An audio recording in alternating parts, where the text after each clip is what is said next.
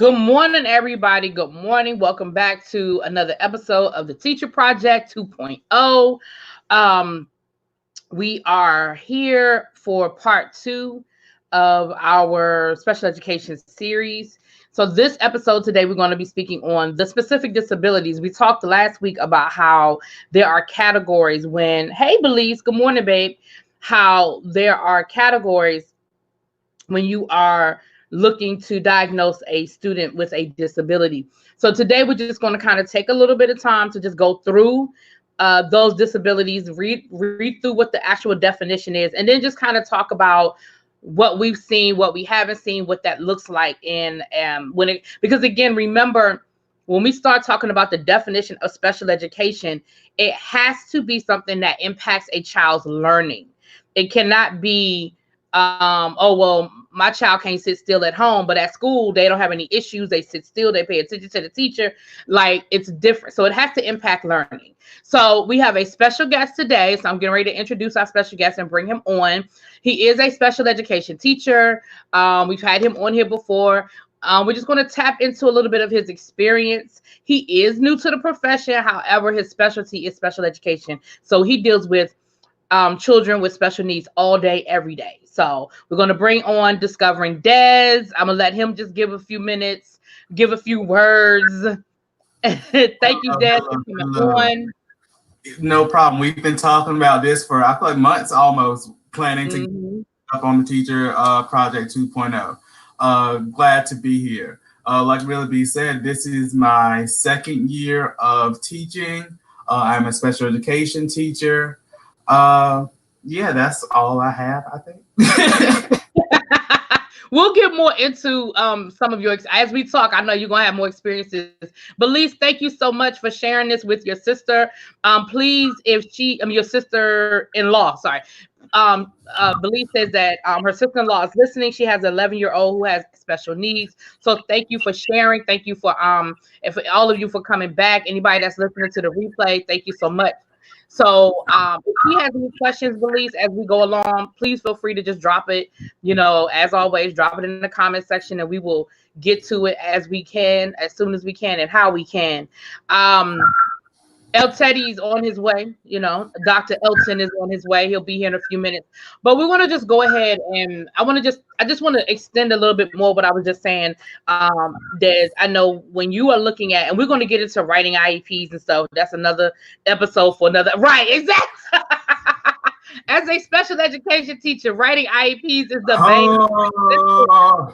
And this is about to be that season. It's about to be that season because IEP season right around spring break, going into the end of the school year, is when it really gets to be hectic for you guys, because you guys are getting ready to make sure that everybody's IEP is ready for the next school year, seeing what strides they made. Because the idea of, I think there's a little bit of feedback there. You have anything open or anything? I got a bunch of tabs. Let me close some of these tabs myself. Think about StreamYard. You never know what it is. It's hit or miss. You never know what all right, it sounds better now. So whatever we both did, it seemed to work. The thing about an IEP, it is a living document. Yeah, it is not to be done. It's a living document. And so what special education teachers have to do, they have their dates that the IEP meetings come up, and it has to, every 3 years you have a triennial, meaning you retest everything, because you need to see if the students are making any strides. But once a year, you look at the goals, you talk with the teachers, you talk with the parent, if the child is getting any other support services. We have a big old meeting. This is what, in a perfect world, what it looks like, right? Right. We have this on paper, that's what it should look like. Right. Ideally, this is what it should look like.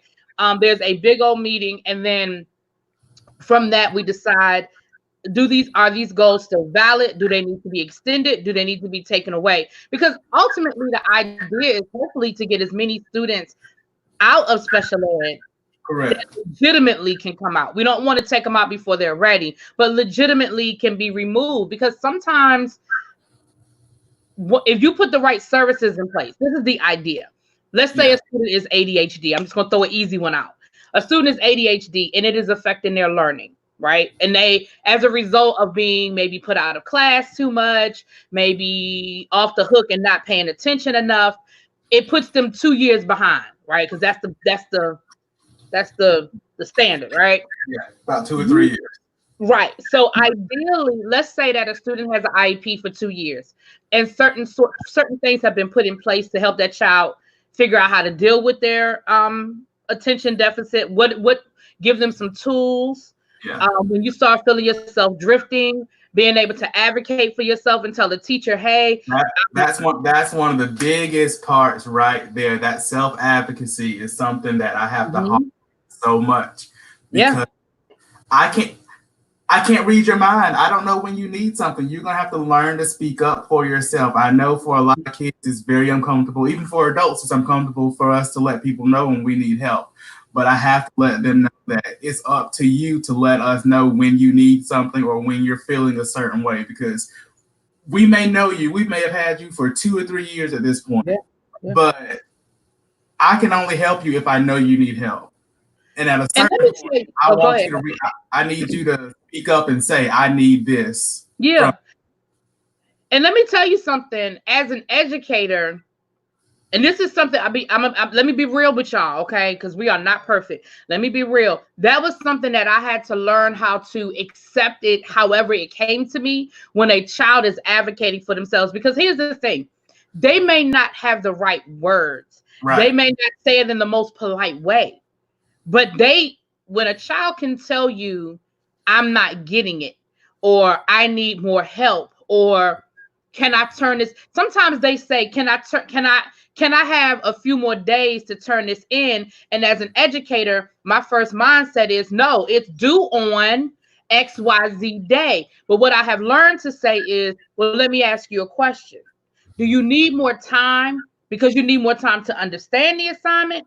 Or do you need more time because you didn't do the assignment? Because sometimes a kid doesn't know how to articulate, I tried to do it and I couldn't finish it, and I can finish it if I have more time, versus I got caught up in playing Minecraft with my friends. And so sometimes as an educator, especially a general ed teacher, we have to understand when a child is using those tools, even if it doesn't look traditional to us, or they're not saying it in a traditional manner. You know what I mean? I have to check myself on that a lot, because a lot of the times we may see kids put their head down. They may be turned away from you. And to a lot of people, that means that they're not paying attention, when in reality, fully listening to you, even though they may not be looking directly at you. And that's something we had to work on with myself, is like, every kid isn't like you, Des. Everybody doesn't present like you. So you're going to have to and see what really are these kids trying to tell you with their body language and how they're presenting themselves to you. And listen, 21 years in the game, and I'm still learning. I mean, I have a student right now, and me and him bumped heads at the beginning of the year because he wants to keep his head down. But you know what? After a couple of times of telling him to sit up and, well, what did I just say? And you're not paying attention, and he could repeat everything I had just said. At a certain point, I had to just leave him alone. Right. You know, but what we also have to, but the problem with that is the other students saying, well, wait a minute. So I tell my students all the time, that's a me problem. See, there are situations in the classroom and that's a you problem. And then there's situations in the classroom and that's a me problem. That's a me problem. I have to figure out how to still manage my classroom with my students accepting that my students are learning differently. I want to say welcome to YBS Mary. I want to say welcome to Shanifa. Thank you guys for coming back. Thank you for being here. Okay, so let's just go ahead and get started, because I want to respect everybody's time. I know El Teddy, he did call me and tell me he had something going on. He was going to be a little late. So let's just go ahead and jump into it. So when you are creating an IEP, when a student is am I familiar with 2E students? But Des, are you familiar with 2E students? Do you mean twice exceptional, like when they have multiple disabilities? Is that what it is? That's what I assumed when I saw. I'm asking. Oh, I don't know. I know in DC, they used to use the classification. I know they stopped using this classification, so maybe 2E is what they've replaced it with. But they used to use multiple disability classification, but they don't anymore. So maybe they've replaced that. See, again, sometimes it's terminology. Okay, but Lee said yes. So that's what it means. So Go ahead, Des. Explain what you were saying. I have a few students who have multiple disabilities, but a lot of them aren't, I wouldn't say like physically visible. I work at a non-traditional public school. It's a part of the state school system and all that, but it's not open public school. So I don't see a lot of where you say the physically disabled students or with very severe disabilities. I was telling Really B a few minutes ago that most of my students fall within the SLD category, which is a specific learning disability. And that can be in the areas of reading, writing, and math, or all three, or two, whatever combination. Those can all be lumped together. Or for OHI, which stands for Other Health Impaired. And we'll get to all those fun acronyms once we start looking at the categories. But OHI really covers like your ADHD, a lot of your mental health things. Diabetics are often grouped in that. So no, to answer your question, Belize, no, I don't have a lot of twice exceptional students where their disabilities make it, I guess you'd say their service is more intrusive. So in that vein where you're probably speaking, no, I don't see a lot of that in my school. And I know in DC, they got rid of that. They got rid of that classification because they honestly were trying to get away from that, which I never understood, because my thing is, if a child tests and they have it both, I never understood that. I never knew if that was really about what was in the best interest of children, or if that was about money. I never knew what that was about. But to me, it all seems to focus on inclusion. Inclusion is a great thing. It can be a very powerful tool, but inclusion is not a great setting for every child. Every child doesn't need to be in the general education classroom all day, because that's not where their needs are at that point. Right. Hey, and that's so welcome.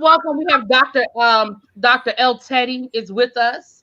He I don't even want to know what that child was doing. Anyway, the ADHD and bipolar disorder. So Belize, is that you're talking about someone you know was diagnosed with ADHD and with bipolar. So bipolar, okay, so correct me if I'm wrong, but bipolar, would that fall, because there isn't a classification for bipolar, right? Not with an IEP. That would fall under, would that fall under other health impairments, or? It would, in my mind, that would be more so the emotional disturbance area. Okay, I got it. That's still lumped under OHI in some places, depending. Now, I would say this, again, correct me if I'm wrong. We got a third teacher now. Correct me if I'm wrong. If I had to make a choice, thank you, Jaded. If I had to make a choice about which of the two would probably more affect, I would probably have to go, if I had to choose one, I would choose the bipolar, because the ADHD can be a lot, in my mind, a lot more easy, what's the word I'm looking for? Addressed easier. Yeah. That's the word I'm looking for. Y'all know what I'm saying. Whereas the bipolar, if the child isn't on its meds, it could really present itself in so many different ways. Right. Even if they're on their meds, there are just a lot of things to be mindful of. I feel like you could kind of throw the ADHD under that same umbrella. Does that make sense? Yeah, totally. Okay. So I'll tell you, we were just kind of just giving a general overview, and we answered a couple of questions. So we were just getting ready to dig into the list. So there are 13 disabilities that when you are writing an IEP, when you look at all of the test scores, you look at all of the data, you hear all of the feedback, then you have to decide where that child's IEP should fall under, because again, the classification also dictates the treatment, right? Correct. Okay, so El Teddy, before we jump into that, I'll let you say welcome, share anything you want to share, any updates you want to give, anything along those lines, sir. Just hey everybody in the chat, what's going on? I'm sorry I was late, but I'm here. So well, we know you going on, you got a lot going on. We we got. It wasn't because she didn't send me the link this time. I did send you the link this time. It wasn't me this time. Look, when it's me, it's me. Speaking of which, while I share the screen, did you respond to my text L, in reference to that picture I sent you? You sent another one? Yeah, look, I just sent it a few minutes, like earlier this morning. All right, let me share the screen. I put the link in the description box that we're going to be using again. What I would try to do when we speak on things, I'm gonna try to always in the description box drop links that you guys can easily go and find this information. Again, the internet is a wonderful, wonderful place, but sometimes you can fall down the rabbit hole and you're somewhere you shouldn't be, or it's not giving you what you need. So I'm gonna try to drop some links to help us. So I'm using we're going to be doing a little screen share, and I'm going to be using the link from understood.org. And again, this is an organization. Huh? I said that's a great resource, understood.org. Exactly. Understood.org is a great resource for parents, for educators as well.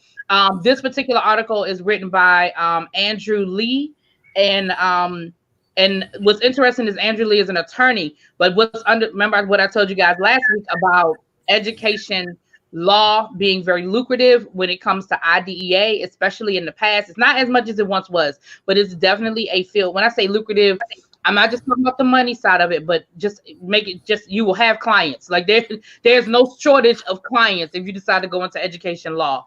So let me do a screen share and let me pull up the article, and then we'll drop in. Hey, Miss Old School, how you doing? Welcome. So let me do a screen share, and then we'll open it up, and then we'll just take it from there, chat. We will take it from there. Okay. Y'all know I'll be working with the screen share, honey. I'll be working with the screen share. Okay. I'll be working now. Okay, so let's start. So this is again, the link is in the description box if you guys want to follow along. This just gives you a brief overview of the of IDEA, which we spoke on last week. If you coming in for the first time, going back to last week's episode, honey, and get caught up. So the first one we'll be speaking on is SLD, specific learning disability. In my experience as an educator, this is probably, I would say, the second most popular diagnosis that I have seen on IEPs, but I'll let El Teddy and Des speak on that. El, I'll let you go, and then Des, if you want. Wait, I'll speak on which part? Well, we're just talking about the first, just your experience of what you've seen with SLD, because again, it's an umbrella term and it covers a specific group of learning challenges. And so these are just some examples: non-verbal learning disability, auditory disorder, dyslexia. And what I was saying is, in my experience, that has been probably the second most popular diagnosis that I've seen on IEPs in my 5,000 years of teaching. Before you say it, I'll say it. But what I mean in reference to your experience, I guess, with SLD. These to me are the ones who were the traditional, outside of the those that have the physical handicaps.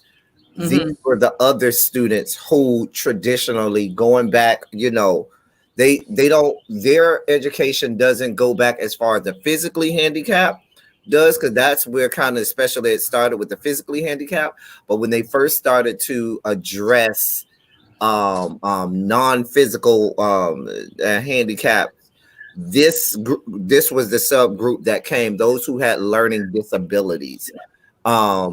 And this is well before the behavioral stuff came in. So traditionally, when most people think special education, they think those with the physical handicaps and this group right here. So I think most people do easily identify with this group of students. Okay, Des, you want to speak to? I would have to say that I would say 90% of my caseload falls under the SLD category. If you look on the screen, it has dyslexia, which is more so a reading-based disorder. Then dysgraphia, that's more so writing in general, whether that's writing in English or if you're writing in math. And then dyscalculia focuses on your math ability. An auditory processing disorder is when kids have trouble differentiating like where the source of information is coming from, and then just dissecting that information. But yeah, like I was saying, SLD is the basis of my caseload. And like El Teddy said, it's that subgroup that I wouldn't say newly discovered, but it falls under where you have those really low students. If you think back to like those kids who you think about when you're in elementary school, those kids who didn't want to read out loud. A lot of those kids will be identified as SLD, the slower learners, as we would say, fall under that category. Right. And again, by definition, it is sort of an umbrella term. So the second one is other health impairment. Now, I'm going to be honest with you. That's the one that in my career I have seen the most. OHI has probably been the most, for me, the most used, the most overused. That's where you're going to find your ADHD. Before that, it was ADD. That's where you're going to find. I feel like that's where they just sort of lump everybody. Right. They just sort of, when they can't figure it out, they just say, well, we know something's wrong. We can't figure it out. OHI. You know, you know what I'm saying? But that's where you're going to find your ADHDs. Miss Old School, I had highlighted your comment because I want to come back to you, but PTSD is a newer classification. Again, for me in education, that is when I first started teaching, PTSD was not something they were diagnosing kids with. And I had kids who definitely probably were suffering from it. El Teddy and Des, is that a classification that you guys are seeing more often in your experience? Go ahead, Teddy. I've seen it, but I saw it both as an IEP and I even saw it under a 504 because there was a student that had some sexual trauma in the home and had been removed from the home, and the child psychologist that they went and saw thought that it was something that could be, treated and dealt with through counseling and things like that. So they did have her on medications and things. And so there was a 504 written for the student as opposed to an IEP. And I found that, interesting, but, I don't make those decisions. Right. And I mean, working in an inner city, I mean, again, I can't speak for rural because I've never worked in a rural area, but speaking for working in the inner city, I know there are a lot of kids that probably are dealing with PTSD, whether it be from gun violence, whether it be like El Teddy just said, trauma in the home, things that we know that kids are dealing with when they're with those types, with a more urban environment. Des, what are you seeing with OHI and even with PTSD, are you seeing? I don't think I have any students that have been diagnosed with PTSD, but like y'all were saying, that is a relatively new term that we've started using in reference to children. A lot of people hear PTSD and they think about maybe Army veterans or older people. But again, that can stem from childhood trauma also. But then looking at ADHD and ADD, all of that is something that I see on the daily basis. My little friends that can't sit still, they running around the room and all of that. That's what those friends usually fall under. And let me say this, and this is where I guess I'm going, and again, feel free to correct me. This is where we can have an honest banter. I'm going to say this to parents. Again, in my experience, this is where they want to lump your kids when if you have a child that's a little over rambunctious, or your child is busy, right? Especially for little Black boys. I'm just gonna call it spade a spade. Especially for little Black boys. This is where I caution parents on letting a school just lump your child into OHI, because again, go ahead. I'm sorry. And again, I'm gonna let it. Again, sometimes I think a school is just looking for a label instead of classroom management or instead of other issues. Remember that there's a threshold of impacting learning. If your child is still coming home and they understand what's going on in class and they still know the answers and they still getting good grades, I would caution you about allowing them to lump your child in. If your child and also parents, be honest about your child. If you know your child is busy, then be honest about that. But I have to be very careful. I feel like I'd be remiss because I know what I have seen. And again, I've been an advocate. I've worked on the special education side, and obviously I've worked in the classroom. So, El Teddy, you were going to say something. I'm gonna let you jump in. If we do have time, as we're going through the classifications and categories within learning disabilities, I also have the classifications and things with regard to gifted and talented. And one of the parts with regard to identifying the six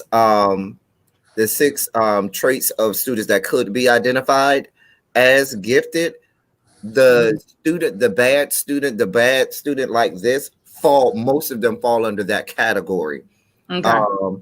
Under that category. So I did want to mention that. And they oftentimes, even when I do my courses where I teach about gifted and talented, I talk about the misdiagnoses that is frequently running rampant in the education system with regard to that. There's a group of gifted students that fall under that that have those same characteristics. So I did want to say that. Right. And I would add that a student. Well, I want to make the time. What was that? No, go ahead, Des. Go ahead. Oh, I was just saying that a student can be identified as both having a need for special education and falling under the label for gifted and talented also. Yeah. So that is not impossible. Those kids, they are twice identified kids who do fall under. Absolutely. Absolutely. And that's what I was going to say. I want to make the time because, so we'll speed this up a little bit. I want to make the time because I think that is a misconception. That's a misnomer that's out there, that special education kids are below grade level. It does not necessarily mean, like El Teddy said, and because El Teddy, you do have experience in that area, I want to make sure we make the time. So let's just go on. Let's speed it up a little bit. So we can get, so we can sort of get to that, because again, I feel like we'd be remiss if we did not. Am I still on screen share? Hold on. Let me make sure I'm still doing my screen share. Okay, we are. All right. So autism is a developmental disability. It covers a wide range of symptoms, but it mainly affects a child's social and communication skills, and it can also impact behavior. And again, autism is a spectrum. We know that autism is a spectrum. It doesn't look the same in all kids. We have nonverbal all the way up to Asperger's. So we know that there is a spectrum there. Anybody? And usually the students with Asperger's are the ones that can be both gifted and agreed. Disability. Yes, absolutely. Yes, absolutely, and you absolutely. Anything you want to add to that, Des? And then we're gonna. I would just say that with working with children who have autism, I've worked at an autism clinic, an early autism project. I worked there for a couple months. Great place for children who need those type of intense therapies. But just working with them, you have to realize that they don't always understand those behavior expectations and the social expectations. That's where we get a lot of those socially awkward kids who may not have a lot of friends, or they don't know how to interact with their friends at school. So that's something that I've had to work on, with trying to make sure they feel welcomed in my classroom and making sure that I'm looking out for them when they might be bumping heads with another student. Absolutely. All right, the next one, again, something that we see a lot. We have ED. Now, ED, again, in my experience, those are the students where we start getting a lot of the misinformation about what you can and can't do discipline-wise with a child that has a diagnosis of ED. An emotional disturbance, again, we're talking about oppositional, defiant, those kinds of things. And so that's where we see a lot of the behavior, like Des was saying at the beginning of the hour with the bipolar. They would maybe put the bipolar underneath this diagnosis, right? Okay, so yeah. I'm gonna shut up and let y'all speak on it. Go ahead, Des. You are. I'm so glad Des is on, because, like I told Really B, she and Des have certifications and things like that in special education, whereas I do not. Well, I guess I do, because I have certification in gifted and talented and so forth.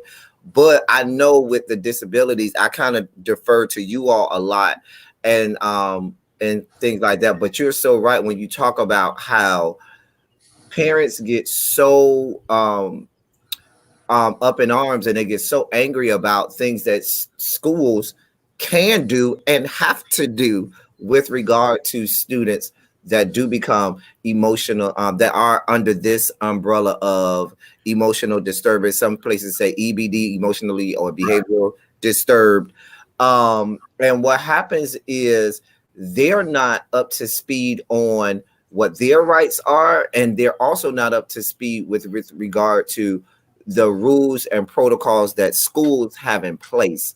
And that's where the confusion often comes in. You can't touch my child. Well, ma'am, we need to think about the safety of the teacher and the other students. And I said teacher first, because oftentimes people say the safety of other students, but you have to also think about the safety of the adults and the professionals in the building as well. So all of those things come into. And I know that there are classes that people have to take, and there are only certain people in a school site that have certification to be able to physically restrain a child and different things like that and that is dangerous for the student and for that adult. Even school bus drivers, if they transport students of special needs, they even have to get trained on and get certified on how to appropriately restrain, what to do in certain situations. So I want people to know. I do want to say that, and I'll step back and let you all speak more on that. But I think a lot of times people really get confused with what a school should do and can do. Right. I totally agree with El Teddy when he said a lot of people, as far as teachers and schools and parents, don't know their rights as far as how we need to handle certain situations when we are working with children who have emotional disturbances. My first year was definitely very hard because of a case that fell under this category. You see, I'm a very, I wouldn't say I'm a very big black man, but I'm a big black man. I have been hit several times by children, and I take it like that's a part of my job. I've had all of this beat up on and all of that. And it's not fun for anybody. Like Teddy said, we have to restrain students sometimes. That is not a fun experience for anybody, teacher, student, anybody. That is a traumatic experience for all of us, because it takes out all of that classroom management, all of that love and warmth, where you have to physically restrict this child. That's a tough spot to be in. But when it comes to those students who do get violent, it's very important for your schools and for your teachers to be aware of the action plan. You just can't act randomly when these kids go into these episodes. If you know a child has these issues and are triggered by certain things, there are certain measures that have to be put in place so that the appropriate authorities respond and we handle the situation appropriately, because one wrong move and it escalates it to a whole nother level that no one wants to be at. And then we have lawyers coming in, the police are there, DSS is there, all of that. We have to really be mindful about how we respond to those situations. And again, I think, let me bring them back in.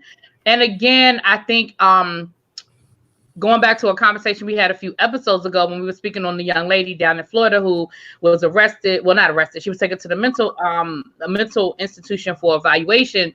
Again, that's where this ED falls. A lot of times they will fall under the ED category.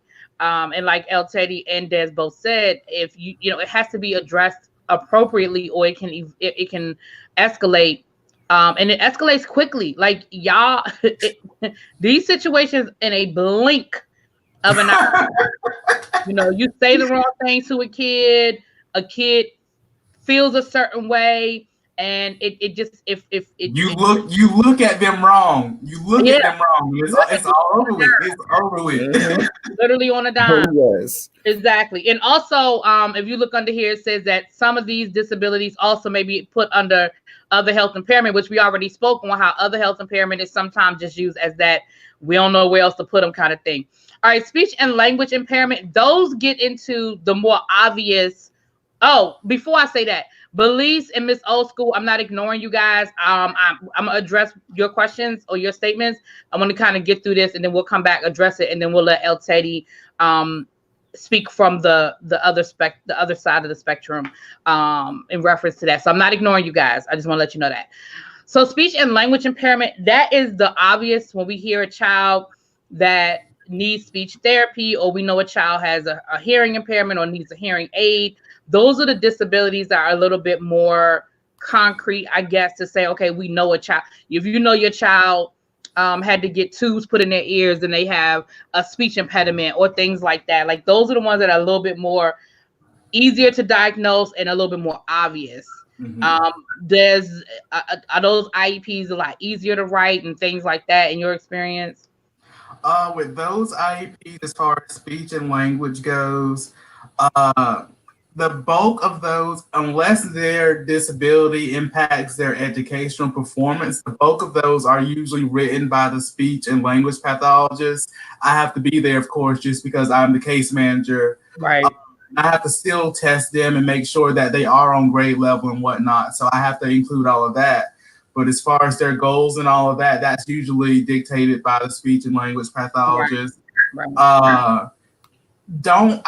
One thing with parents, please don't be afraid to let your child receive speech therapy, because that can make a world of difference in their social life, how they interact with you at home, and just them as a whole person, because our speech is something that that's one of the first things that we are aware of about ourselves, and that's what people hear when we present ourselves to people. So if your child is having some of those speech issues, as where it's getting out certain sounds or they can't pronounce certain words, I would really try to address that as early as possible. El Teddy? I don't know that I have anyone that, like, y'all were so thorough. No problem. We will be deferring to you. We will be deferring to your expertise, sir. Oh God. I was like, oh, what am I gonna add? Like I said, we will be definitely deferring to you in a few moments. Okay, so let's go. Visual impairment. I'm gonna just say ditto. We know, a visual impairment presents itself very obviously in today's education system. I, myself, El Teddy, and Discovering Des, depending on what school system we're in, depending on the level, we may even have a 504, because we cannot be in class without our glasses. Absolutely. I will give you another example. I had a student, this was about, I want to say maybe about 10 years ago. I had a student who was visually impaired. He could see, but all of his materials and things in his IEP is stated, and he was in my gifted class. All of his stuff had to be font size 64 or higher. Oh, okay. From textbooks to assessments and everything. And his mom wasn't as much of an advocate as he should have been. He was an advocate for himself, but there were certain things that a child could not go and demand that a parent could. And so what happened was we had to, one year we had to do an emergency like meetings with the state and stuff, because they didn't order test booklets, something as simple as state assessment. I had to redo everything I did in my classroom, because things that I will put on the smart or Promethean board, I had to print out separate things for him.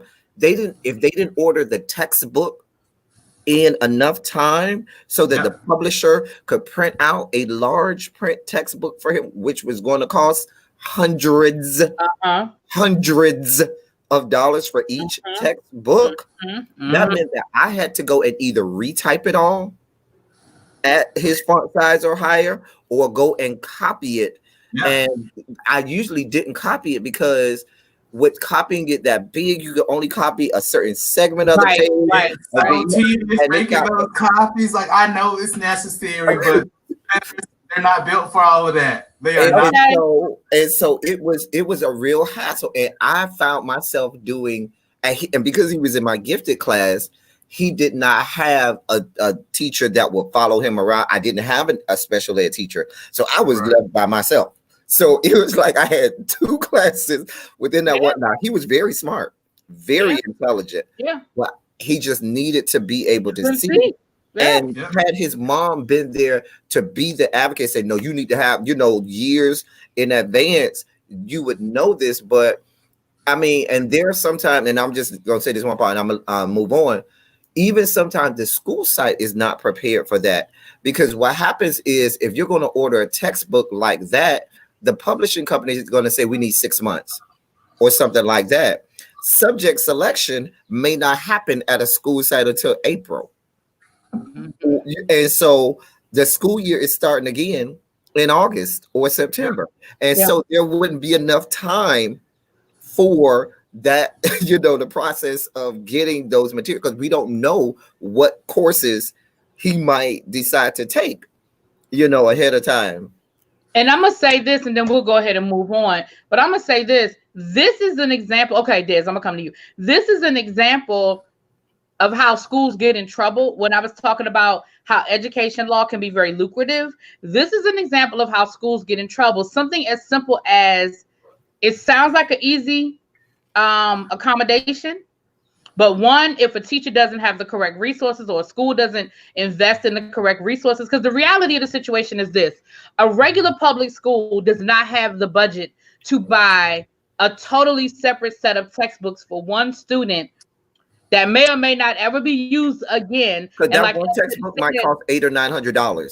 Right, and like El Teddy said, an extra $800 or $900 per book. But under the law of IDEA, that is what they're supposed to do. And somebody asked last week about why do kids with disabilities get more money? That's why. It's supposed to cover those things. Now, the reality is, by the time it trickles down from the school board to the classroom, it's pennies. And we end up doing the extra work. I was the one up all night typing up extra stuff, and I ain't get a dime extra. Not a dime extra. That's how schools get caught up with not accommodating a child's disability. All it would take is for that one teacher to not put the right font in a homework assignment, and that parent legally now has grounds to say the school is not accommodating my child's IEP. Go ahead, Des, what you gonna say, and then we're gonna move. Okay, so 2 things. One thing with the accommodations, my school, I have like 3 sets of papers per each child that I have to turn in weekly, monthly, and all of that. Their teachers have to check off that they're doing their accommodations every week.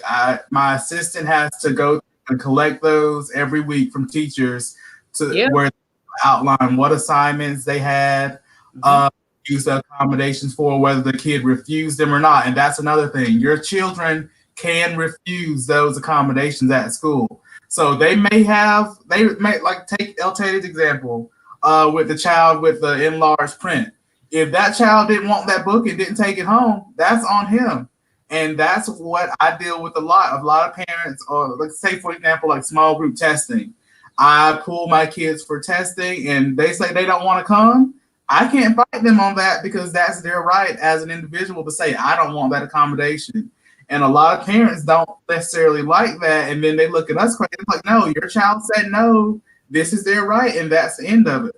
But another thing, as far as the blindness goes, I have a cousin who is legally blind, and I have a best friend who is legally blind.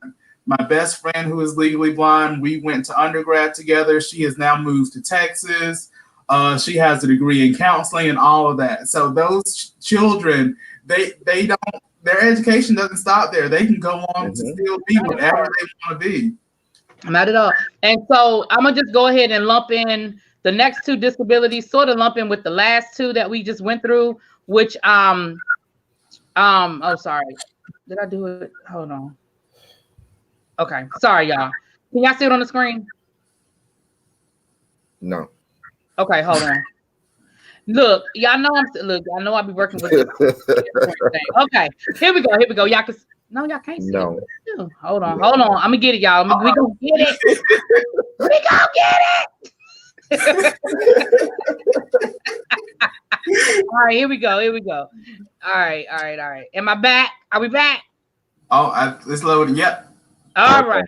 So the next two I want to kind of just lump together, sort of with the last two: hearing impairment and deaf and blindness. Again, I think we've sort of hit these already. A hearing impairment is not the same as a child being deaf, just like being legally blind is not necessarily the same as being, have no visual, not being able to see at all. But I think it all sort of lumps together. I think the examples that we've given sort of all kind of lump the same, but just making sure that we're understanding that having a hearing impairment is not the same as being deaf. And that's why there are two different disabilities outlined, because the accommodations will be different. I had a student one time where all of his teachers had to wear a microphone. We had to wear like the little thing around our neck that would pick it up. And then it was connected to a device that he had, and it traveled with him. Like he would walk in the classroom and just hand it to me. I put it around my neck. I would do my class just like I normally would. And at the end of class, I'd give it to him and he'd take it to the next teacher. Because again, the school couldn't provide an individual one for every student.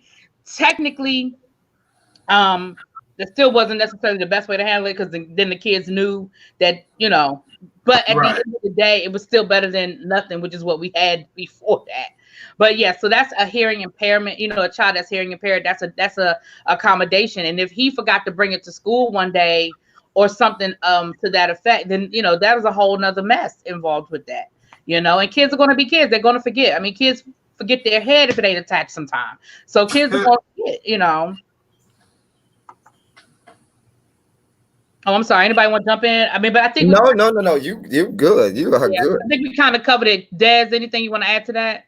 Not really. The only thing I could add is I went to high school with a set of twins who they both had hearing issues, and they had all their teachers had to wear, like you said, a little microphone around their neck, but they had like an actual speaker that they had to a special speaker that they had to move around per classroom, and I those type of things, again, that it puts a stigma on it. Like it does. It's hard to really feel comfortable doing that when it's like your difference is very obvious. Right. But that's sort of that clash between a least restrictive environment, and that goes back to your question, beliefs, that I haven't forgotten about. But that's that clash between least restrictive environment and the accommodation, because again, on GP, I wouldn't wear a microphone in all of my classes every day, nor is the school going to provide every teacher with a microphone to wear around their neck in every class. But the only way that student wouldn't be singled out in a least restrictive environment is if every teacher had the same equipment and used it. So you're right. It's sort of that clash where, what's more important, is a child to be in a least restrictive environment, or for them to sort of be singled out with their accommodation. But we're going to get back to that when we get to Belize's question. The next one is that orthopedic impairment, which again, that can sort of be, sometimes that would be more of a 504 than necessarily an IEP. I mean, if a child needs a special accommodation as far as a special desk that they sit in, or they need more time to get to class, that may fall under that. The example that's given here is cerebral palsy. Because again, if a child has cerebral palsy, it doesn't have anything to do with their brain function. Doesn't mean that they are not learning at the right pace or at a good pace. Yeah, you know what I'm saying? Des, you want to add anything to that in reference to that? The only thing I would add, just for people who don't know about what a 504 plan is, it basically is... I think that's going to be one of our topics one day. We're going to have you come on and teach them how to do an IEP and a 504. We use you up, But a 504 is more so accommodations based, whereas IEP focuses on educational services and intervention. They can still receive certain services with a 504, but it's usually not as far as educational services. They may receive 504 or like occupational therapy. All of that can happen, but I just wanted to clear that up for those who might not know the lingo. Facts. Intellectual disability. I think that's more. Is that more where you're going, El Teddy? Is there? I think no. Actually, you're the opposite. You're actually the opposite of this. Diz, wouldn't that be under the PMHs, the profoundly mentally handicapped?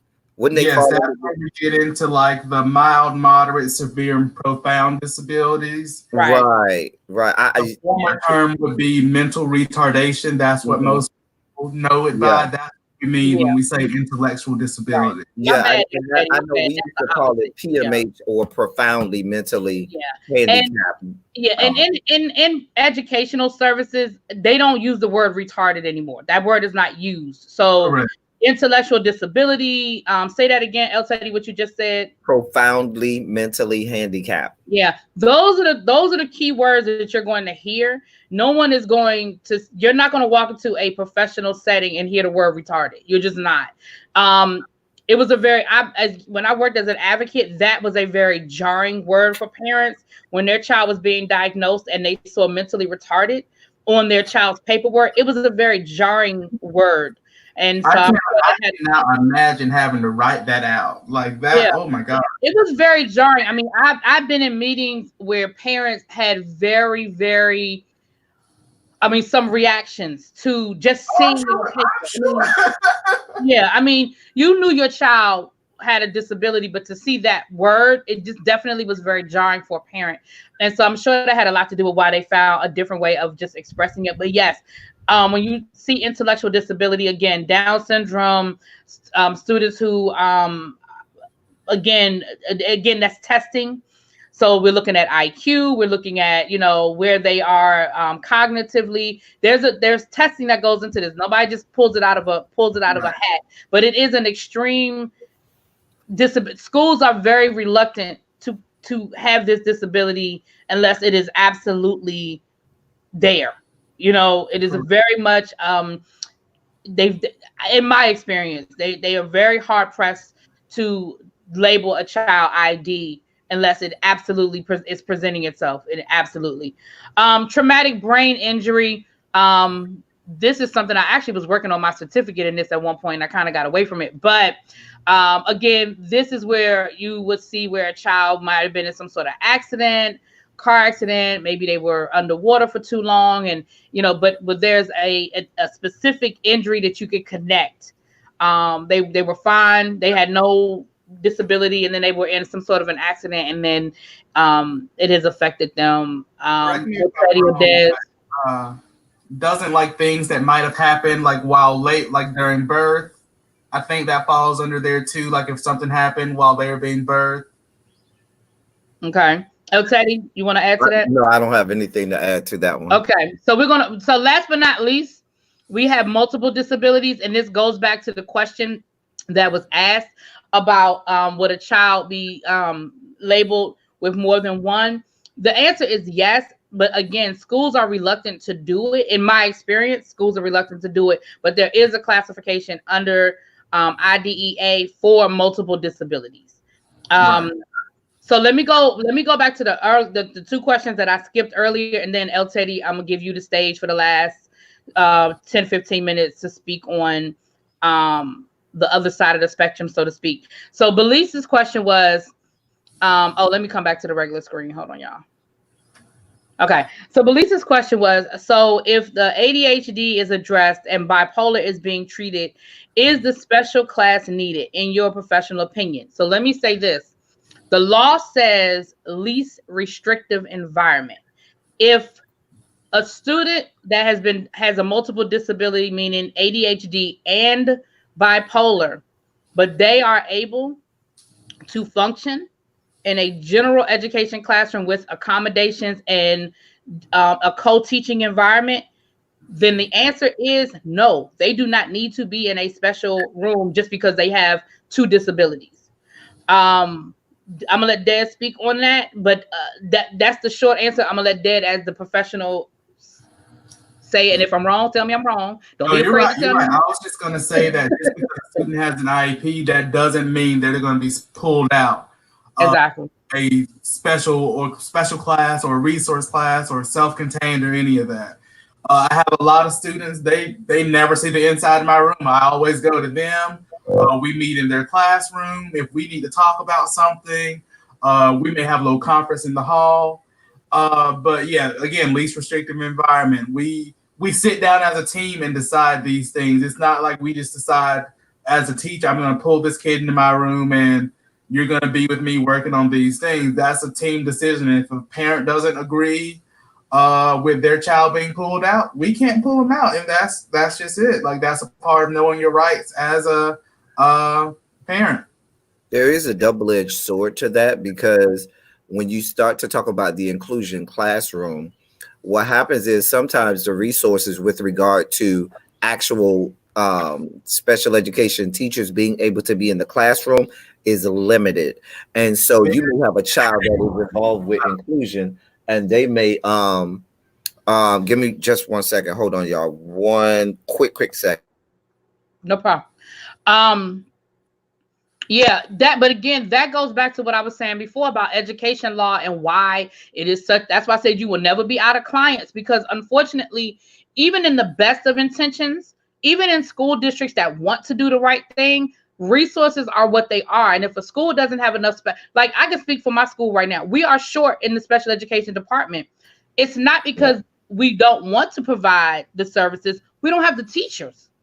Yep. So, go ahead, finish your point, Eltay. What I was going to say was, if your child, let's say they're bipolar or they're under the EBD spectrum, and they are in a traditional classroom and there's not a special ed, I mean, I was lucky, because if it was a regular, now I wasn't lucky with my advanced and gifted classes, but if it was a regular class, there was no, in an English class, they try to put the special education teachers in there first. But there are a lot of teachers like social studies and even sometimes math or science where they cannot have a special education teacher in there. And if that child is having an episode today, that regular general education teacher is not trained and certified in special ed. They might not have the certifications to restrain that child.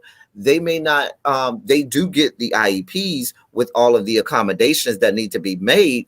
And, we do take some professional developments with regard to the legalities of special education, but certainly a regular general education teacher is not going to have the expertise of someone trained in that area. Most do not have certifications to do those kinds of self-restraints. So that's when you run into a situation where it's going to be all over the news, because now we got little Matthew or little Mary over here that had an episode, mom and dad wondering, well, why y'all had to do that to my child, not knowing, well, we got to think about the rest of, the bodies in the room. So I just wanted to say that it can sometimes be a double-edged sword with inclusion. What was I going to add to that? Jesus, it left me that quick. That's the hardest part about my job, is trying to make sure I'm everywhere I need to be when I can be there. When I started out at the beginning, or even last school year, I was in 4 classrooms 2 times a day. That's a lot of moving parts. And then with having those, they have those episodes or outbursts. People may think I'm on my phone all day at school. I'm getting chats from teachers all around the school. I need you to come sit with such and such. I need you to come take him for a walk. And then, like, I really have to sit there to decide, should I spend my next 10 minutes in this classroom finishing up this lesson, or do I need to go ahead and take little Johnny for a walk and make sure he's not having a moment? So right. I get pulled in a lot of different directions. And then, like you said, with general education teachers, a lot of them are not prepared for dealing with those outbursts and dealing with those episodes, even with the severely low students as far as academics.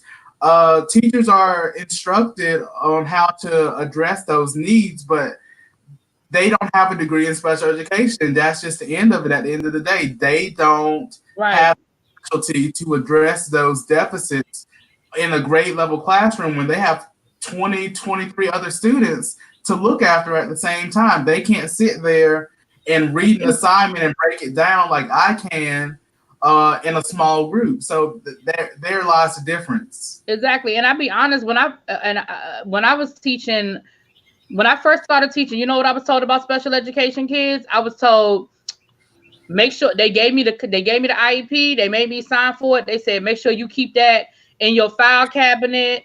They told me you can't fail your special education kids. And I think that might have been it. It was like, here's their they didn't even say IEP. They was just like, here, hold on to this, put it in your file cabinet.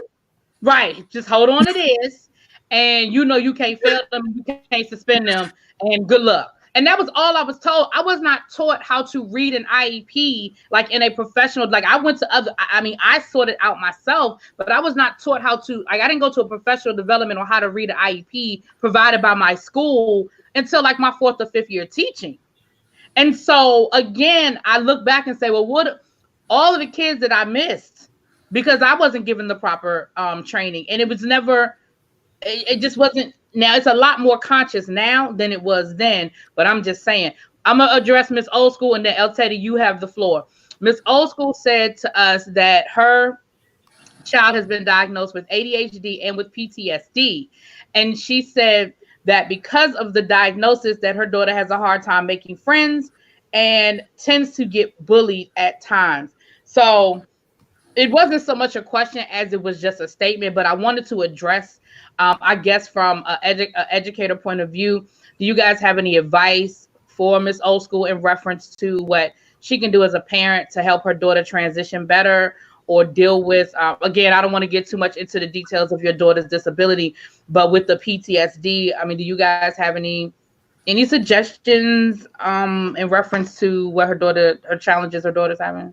What age? I guess I should have asked that. I was about to say that would be very important information. Just let us know like what age range or grade level she's in. But one thing that is a lot. A lot of schools now, especially middle schools, have like, especially with the guidance counselor, have little like social groups that meet during lunchtime for those kids who do have trouble making friends, where they meet and they talk about their issues, and that becomes their friend group, those people that are struggling with some of the same things that they are. We do that at my school. I have a couple students on my caseload who go down there, meet with the guidance counselor and all of that. And I would just say, love on that child as much as you can, because one of the things that I would suggest that we may not be privy to. But make sure that I would suggest is, I don't know if you all have your own child psychologist that you may have your daughter going to. If not, the school system that you are a part of has to have child psychologists on payroll. I don't know what grade level it is, but there may be one on the school site where your daughter attends. You could go there and you could say, okay, I want to meet with the school psychologist because I'd like my child to talk to someone about that. Because depending on the age range, one of the things that I know is that was being pushed when they would have meetings with parents for special ed that I sometimes had to go to as a department chair was being able to support your child from home and teaching them that this, frankly, is school. And everybody's been in school at some point, and children are hard. They are harsh. And there's no way to completely remove all, everything. There's no way to put a bubble wrap around the child and make it where there's no harsh realities of life. But there can be things put in place where she may know how to react to certain situations, or what to do, or who to talk to, or how to vent about it, or what to say when things, go get a little topsy-turvy, or maybe get other friends that identify with her and say have some of the same insecurities as her, and they can be their own little network of support and circle of friends. That goes a long way. And that was very long-winded. I'm sorry. That's okay. The teacher in me. Okay, I'm gonna turn it over to you now, Miss Old School. If you want to, just if you're still in the room and you want to add her age, maybe we can be a little more specific. But I think that was definitely some good advice. I would definitely say the same thing. Find out what resources are in the school. A lot of schools, again, especially depending on the age, have groups for kids, have supports for kids where they can maybe meet at lunchtime or things like that. Also, you'd be surprised if there's a peer. Like in my school, we have peer leaders. You may tap into that, and that's a high school level. We have peer leaders where maybe your daughter or your child. I don't think you ever said whether it's a girl or boy. I think I assumed. I'm sorry. No, it does say daughter. Oh, she did say daughter. Okay. But maybe there's a peer program where your daughter maybe they can find a friend, not a friend for her, but a peer that she can hang out with, that can maybe just kind of just, say, hey, you can eat lunch with me, or, we have some of the same classes. Maybe there's some programs that are already existing to just help out. Because at the end of the day, some things are just kids being kids. And I hate to say it that way, but it's unfortunate. But kids are kids. And unfortunately, in a social media environment that we live in, things we know extend to social media, and it's not a great thing. But I would just maybe just, if she has one or two really good friends, girl. And part of it is too, what we as we transition to the other part of it is too, we have to understand that education is not just the 3 R's of old school, but not just the traditional knowledge in the classroom, but it's also preparing that young adult, that child, to become an adult. And part of being able to cope with, okay, somebody may be bullying me and things like that, and depression that may go along with that, and or anxieties, those are things that are going to have to be learned as they matriculate through their formative ages. And so that's something that, because they are going to have to eventually learn how to deal with that as an adult and cope and stuff like that.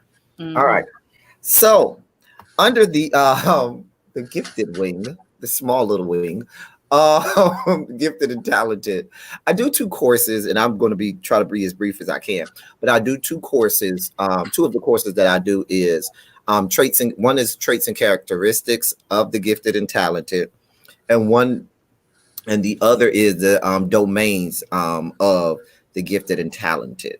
And I have all kinds of PowerPoints and stuff like that, but when I do the traits and characteristics of the gifted and environment, what I do it with mainly the elementary, middle school and elementary teachers. And I've had a parent that's requested to be a part of that course, because what it teaches you is it teaches you how to identify that child that truly may be gifted and some of their traits and characteristics. And I divide it into I have names. I'm not going to do the names now, but I'll just call them students 1, 2, 3.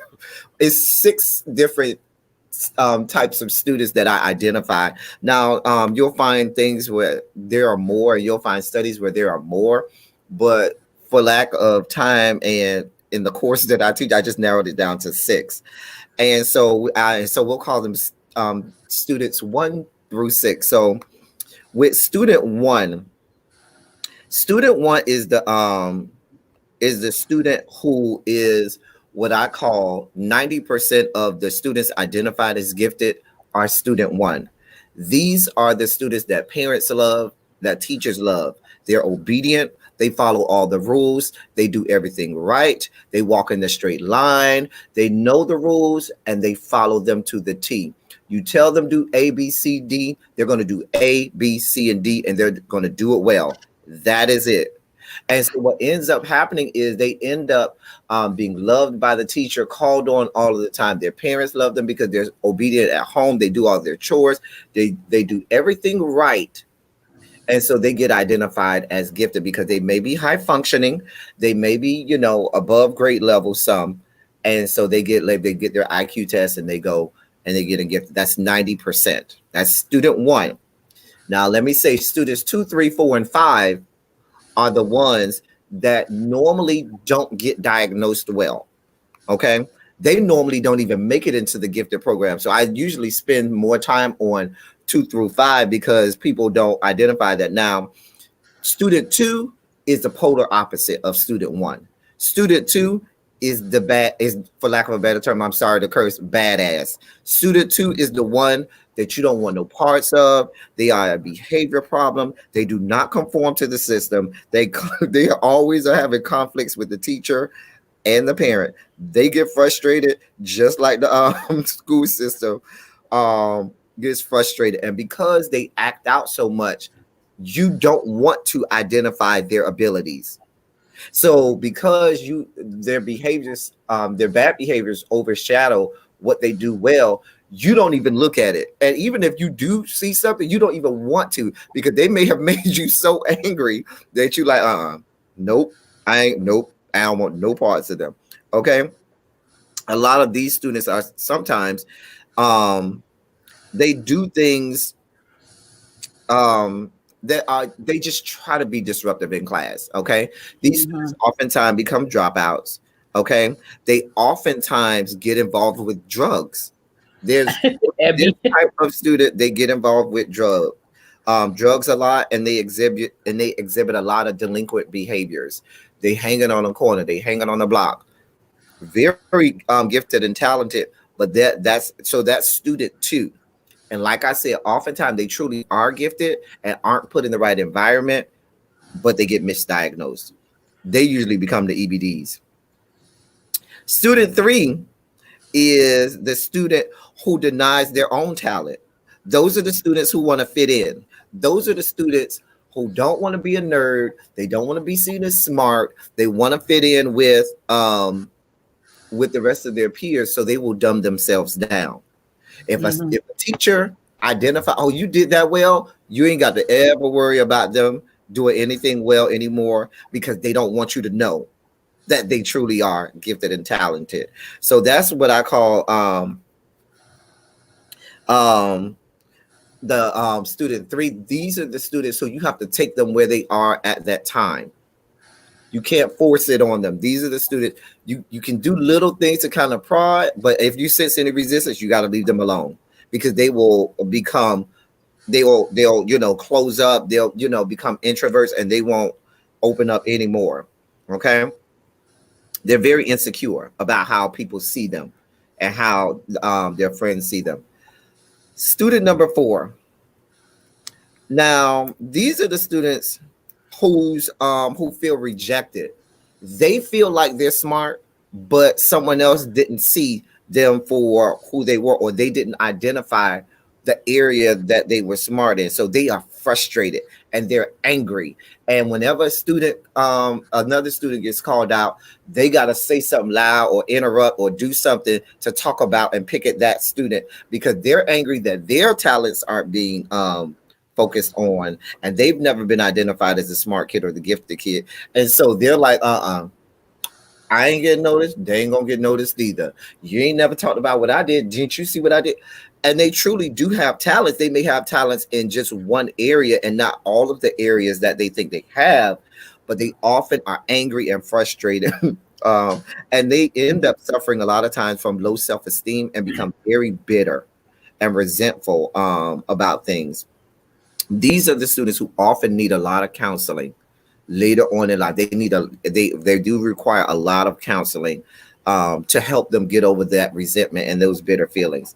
Student number 5, and trust me, if we were in the course, I would do much longer description. We would actually have scenes where we would act out, play roles and right. act out, right. But I'm just trying to give you a brief. Maybe we can see your thespian skills at a later time. Right. So student number 5. Students number 5 are the twice identified. And sometimes they aren't twice identified, meaning they have a learning disability, but they're also high functioning cognitively.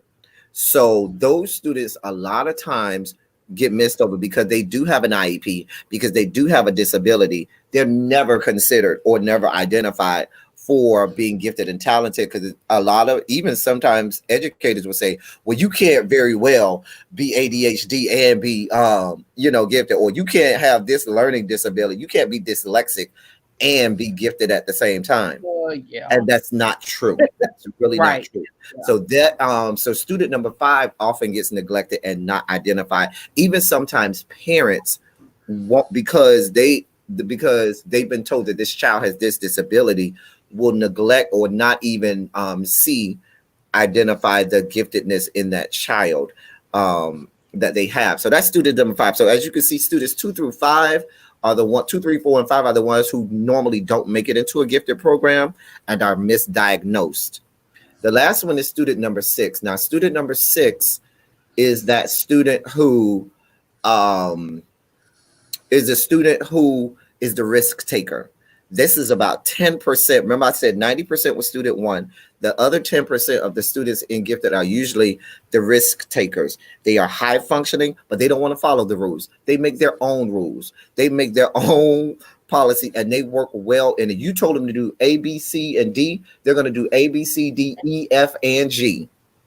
Or they might say, I ain't doing A, B, C, and D. I'm going to do JKLM and show you how JKLM is just like A, B, C, and D. I have a student like that right now. Parents get frustrated, and parents and teachers get frustrated with these students because you tell them to do something, they don't do it the way you wanted to do it. They did it their own way, and you yelling at them, say, "I told you to do," and they say, "I did such and such. I just didn't do it the way you told me to do it." And they do it well, but it doesn't conform to what the norm would have been or what people's expectations are.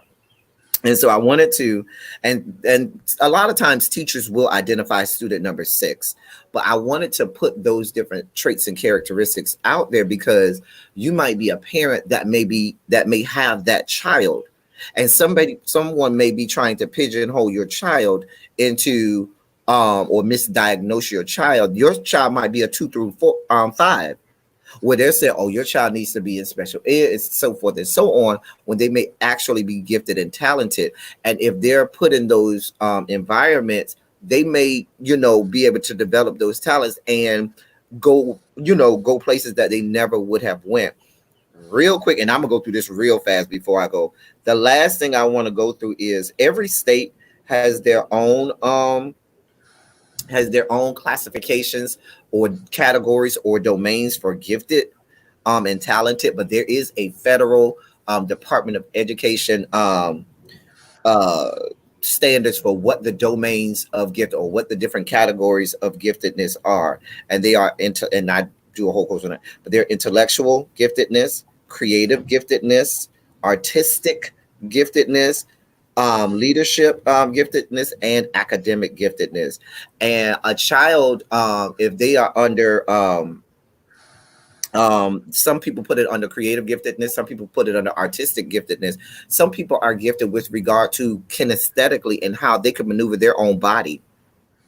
They're or being athletically gifted and things like that.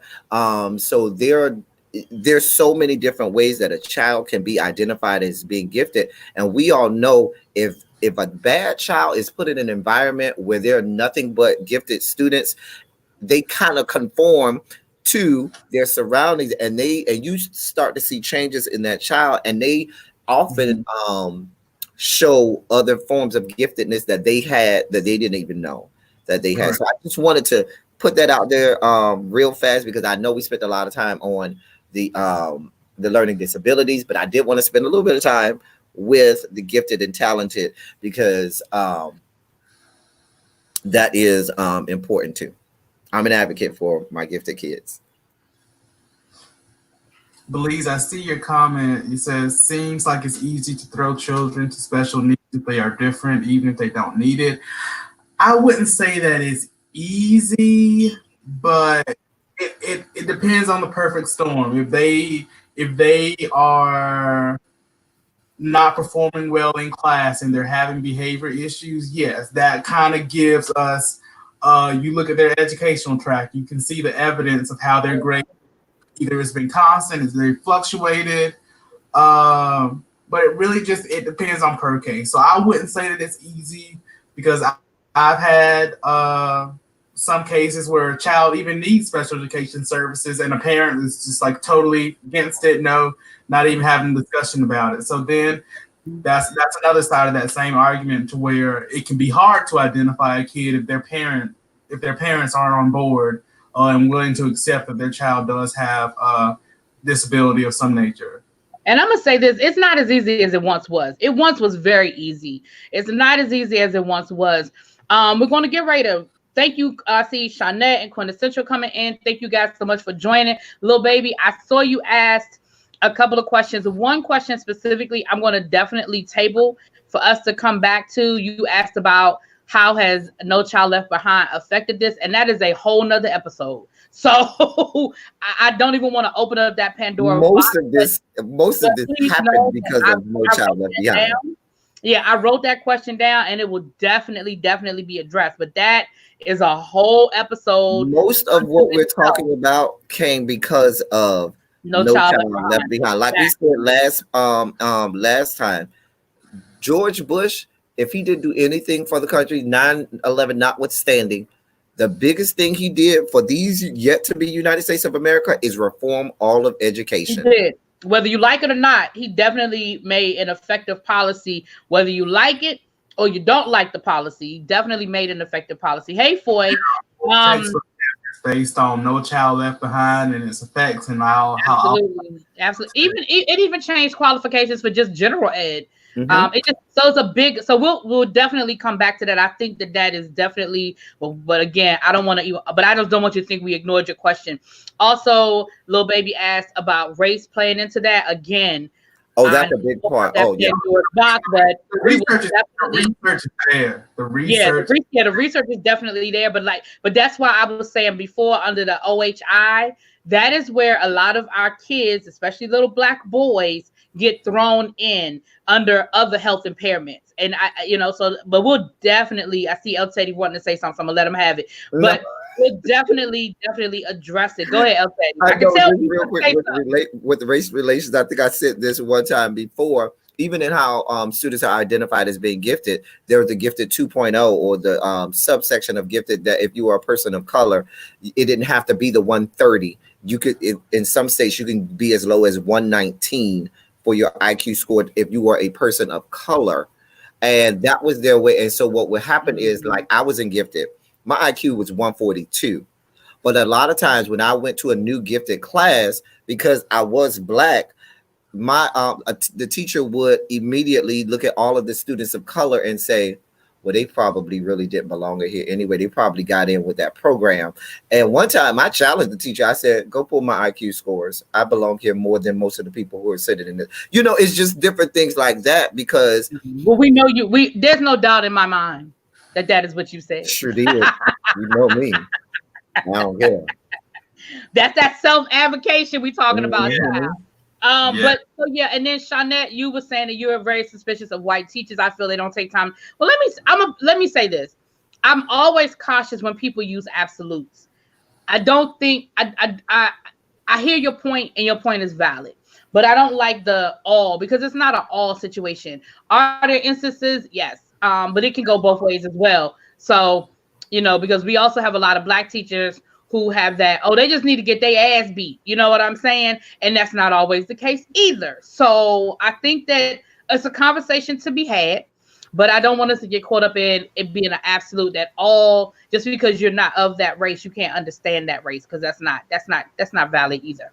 I'm gonna go ahead and give closing remarks. We've been, normally we keep it to an hour, but the conversation was a good one. I thought information that needed to be addressed. So we're almost at an hour and a half. I'm gonna let Des, thank you so much again for giving up your time. You got some good you got a little bit of good news while we were on here. Well, however you choose to look at it, might not be good news. It might depend on how they choose to do it. Wait, they closed your school down? Yeah. Oh, okay. He got the information while we were sitting here. Come through, Miss Rona. Come through, Miss Rona. But we will still be doing e-learning days. We've been. I'm sure we will. Yeah. Yeah, we will get started as well. So once we get off here, I'm probably gonna hop back into my school stuff and see what else do I need to do for that. But I'd like to thank y'all for having me on. Really being El Teddy, it's always a pleasure to hang out with you guys. Everybody in the chat, thank y'all for stopping by and listening to us talk about all of this, asking questions. We definitely appreciate all the engagement that you guys gave us today for sure. I'm sorry, Shawnette. We need all the notifications we can get. I'm sorry you didn't get the notification, boo. Child, we need all the notifications we can get, honey. El Teddy. Miss Rona.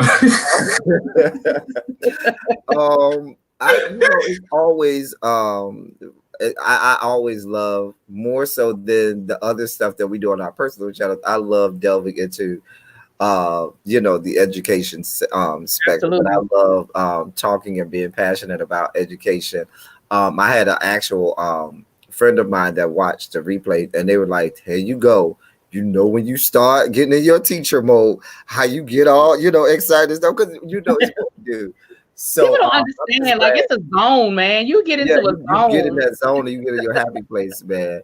And so I'm just glad that we are able to shed some light on things that you just may not have known, and pull back the curtain so you can see some things and really become educated. It's about education not stopping. So as you can even see now, as a parent, an adult, or just somebody living in this world, you can still learn some things. Even I learned things, even sitting across, on the same screen with some of my colleagues here, that I did not know.